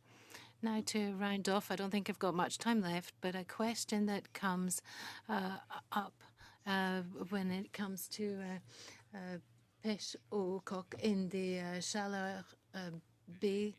It's recreational fishing. People go to gather shellfish, cockles, and there's very limited possibilities because the DFO, together with the CFIA, is refusing to actually carry out water tests in different sectors, even though we think that there's various sectors where it would be favourable to do this and possible to do this. So why could the department not actually fund this and make sure that we can open up further this cockle activity?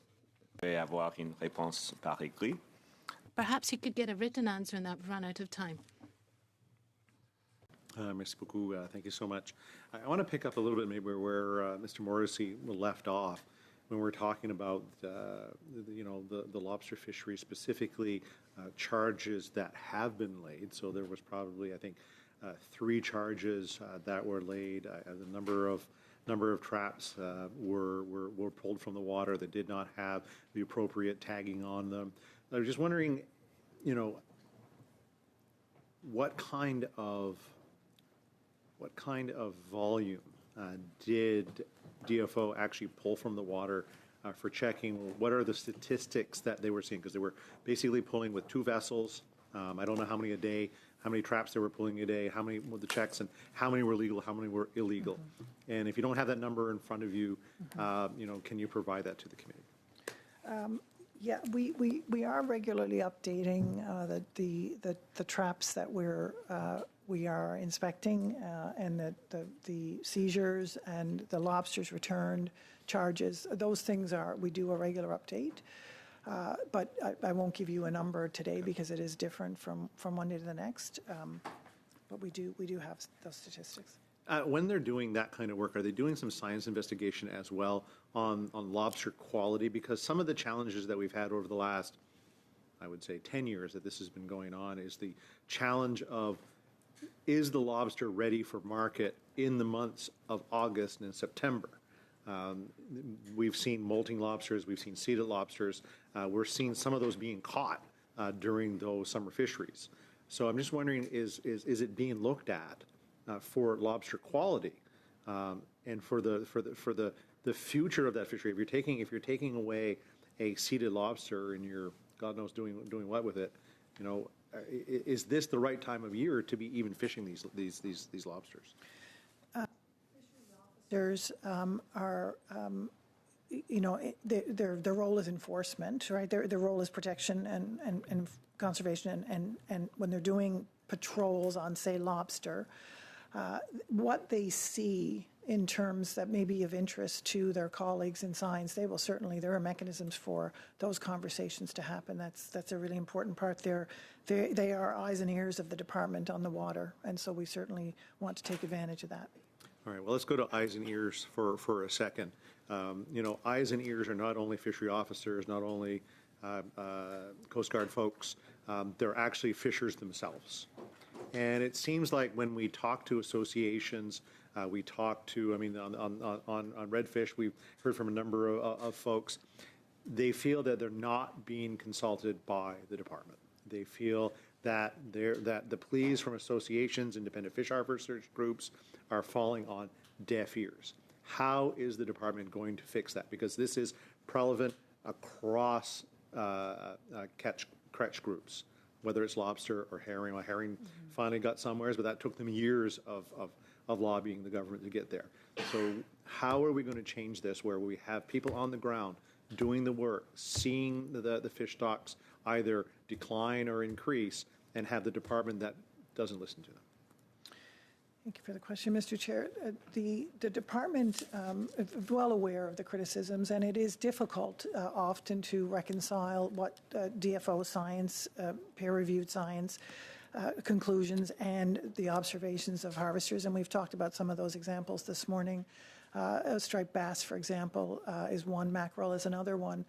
So we're constantly having those conversations, but I would say that the department really does value the perspective of harvesters and the information that harvesters provide in the process, whether that is through formal science input. We have partnerships with harvesters and are always open to doing more of those, but also through our regular engagement consultation for example, the advisory committees.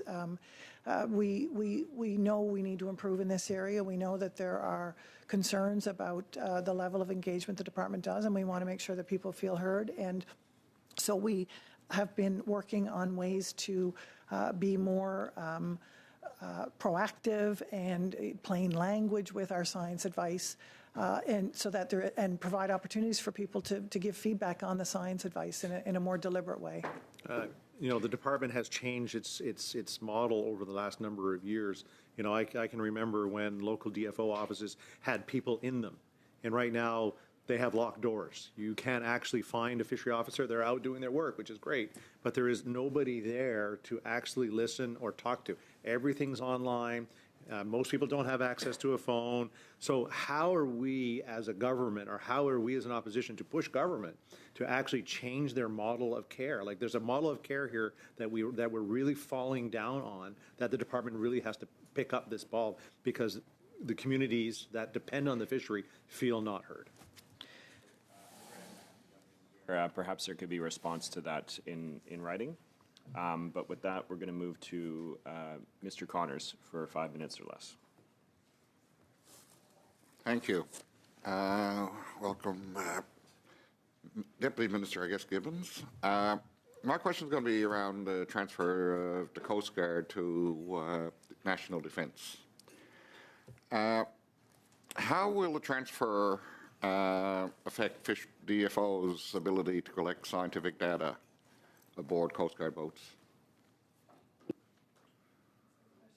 We are very seized with that particular issue. We're seized with the other ways that the Coast Guard supports the department's mandate. For example, ice breaking to open fisheries in the spring. And so we as part of that transfer, and we're still working on this because it's a detailed piece and there's lots of moving parts. We're working on an agreement with the Department of National Defence that outlines the expectations of DFO and the service levels that the Coast Guard will provide.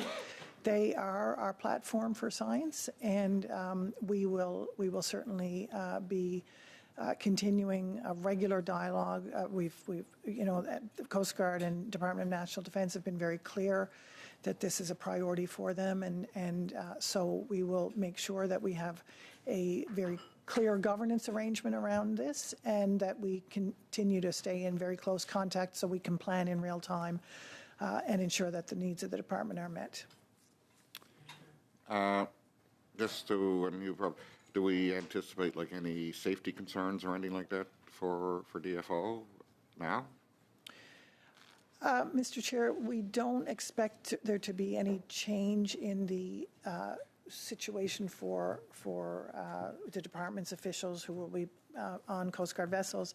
The Coast Guard is, it will be acquiring a new security mandate under a bill currently in the House. That's the plan.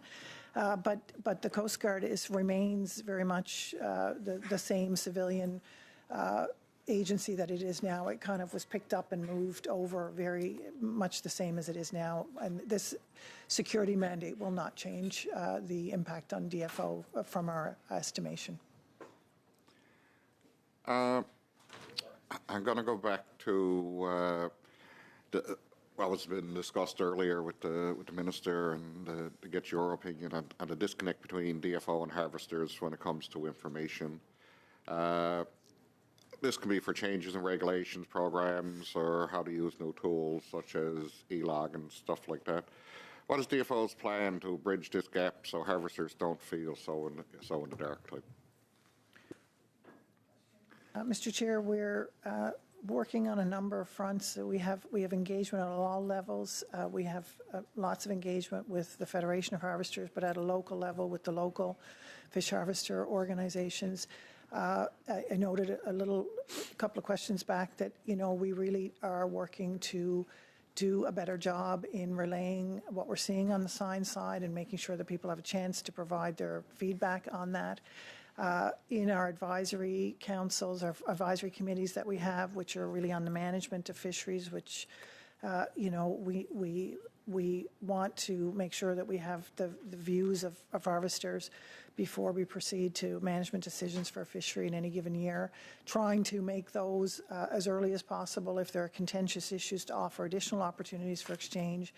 So there are things like that. I mentioned sort of partnerships on science, all kinds of areas where we just want to make sure that we are accessible and in listing mode for people.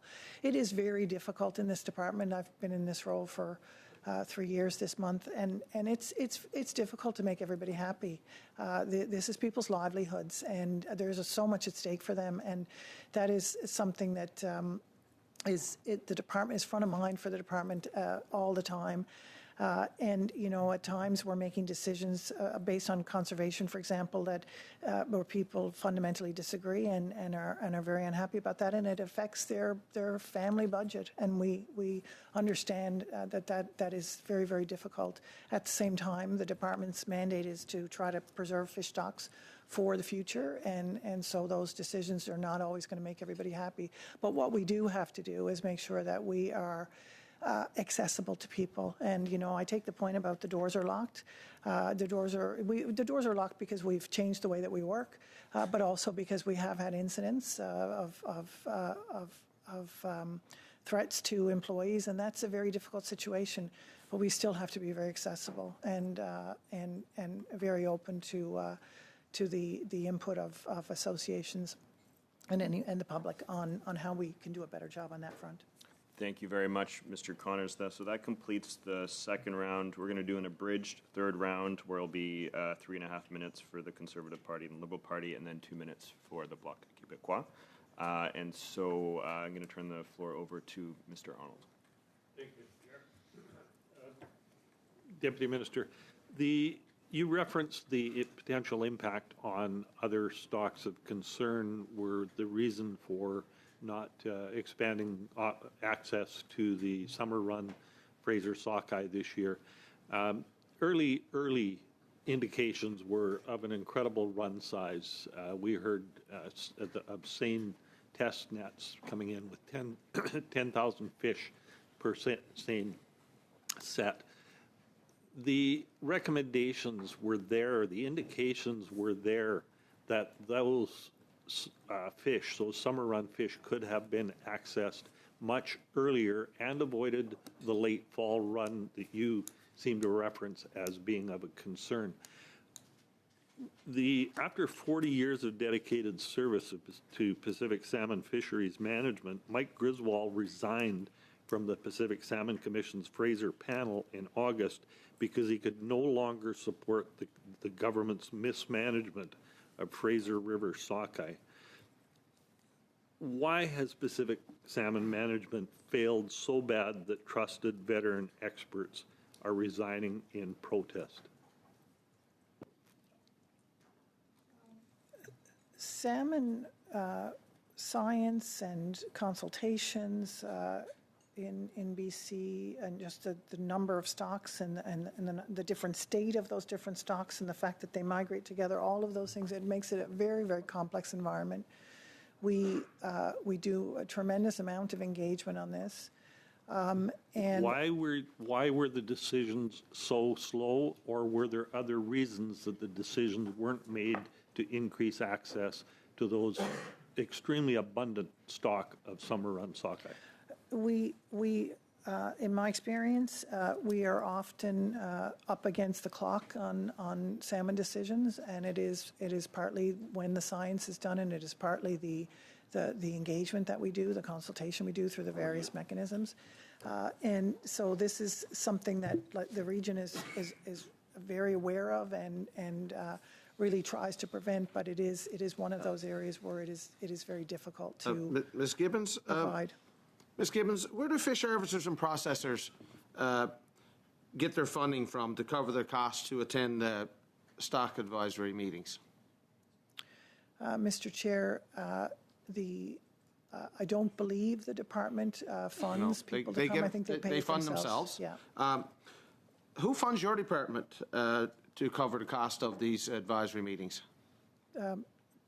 Mr. Chair, the departmental officials, whether they're working, they're paid their salary, taxpayers? and they're paid for travel if they have to travel for meetings. So where do NGOs receive their funding so that they can attend stock advisory meetings? Mr. Chair, I'm not an expert on NGO funding. Well, most of their funding comes from outside of Canada. So would you not agree that groups that are funded by foreigners amounts to foreign influence in our fishing industry? Mr. Chair, in a response to a previous question on this, I indicated that there are a lot of people with expertise and perspectives on fisheries in Canada. Why would they have to have their funding come from outside of Canada? So I'm afraid we're over time here, Mr. Small. If there's any answers they should be submitted in writing to that question and the others that have been brought up today. But with that, we'll move to Mr. Morrissey for 3.5 minutes. Thank you, Chair. A general question, possibly to Ms. Gibbons. There's a growing concern on the East Coast about foreign takeover of fish processing and buying companies, and indirectly as it relates to fishers. Does the department have any intelligence on the number of companies that would be now foreign-owned, directly or indirectly? Mr. Chair, the department's certainly tries to remain current with trends in the processing sector. The regulatory responsibility for the processors is with the provinces, and so of course they lead on But Ms. Gibbons, and yes, law. is this an issue that's raised at federal provincial meetings? Because it is a growing concern about, and I'll not pinpoint any particular country, but it's widely known at the wharves. of growing presence at the ownership level, which if you have enough control, then you can significantly impact the price being paid. And this is the concern if there's too much control. Is that raised at federal provincial meetings? You are correct. The licensing of buying and processing is a provincial jurisdiction. Who is monitoring this? Because it's a growing concern. It concerns me because if you have too much control, then the people that are going to pay the price are the primary producer, the fisher, because there will be no competition. Primary role of DFO is, of course, around harvesting and management of fish stocks. So certainly, as I noted, we're aware of the trends, and we do have discussions in the context of foreign ownership, in the discussions on modernizing West Coast fisheries management frameworks. We certainly have, had discussions with various provinces about this at different times. And will continue to do so. Minute? Okay, I will continue on that, and you are correct, but the federal government is the overall responsibility of the fishery. Are the provinces, in discussions that you're having with provincial ministers, provincial ministries, are they raising this as an issue?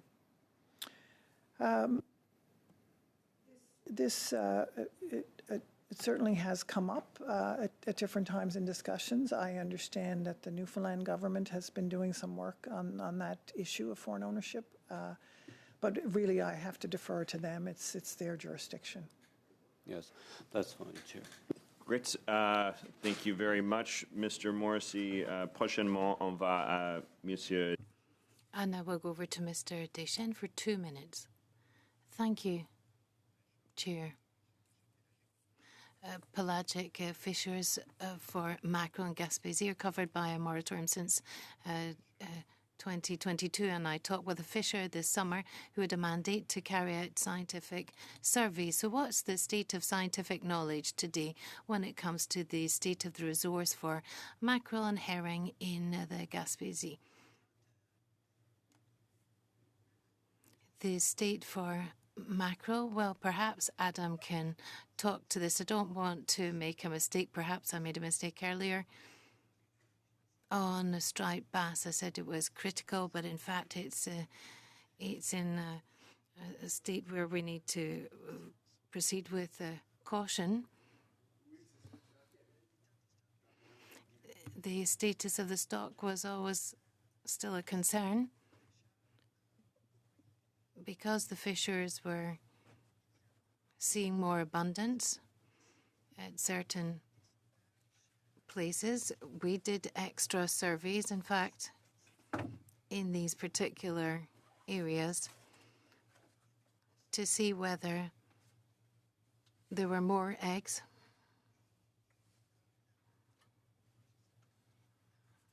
And also the larvae.